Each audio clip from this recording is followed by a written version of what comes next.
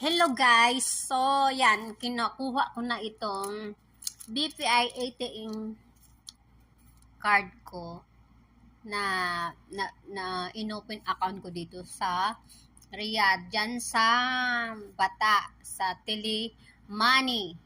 Nair and Telemoney, kung gusto nyo mag-open account ng BPI dyan sa Bata, nair lang yun sa Telemoney. Gate 1, Gate 2, Gate 3, Villaggio Mall, okay? Pero,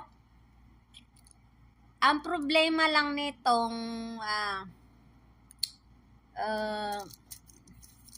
pwede ka lang mag-deposit. Hindi ka pwedeng mag-withdraw dito. 'Di ba? Magde-deposit ka, mag-ipon ka lang ng mag-ipon kung gusto mo. And then, mapapalitan mo lang yung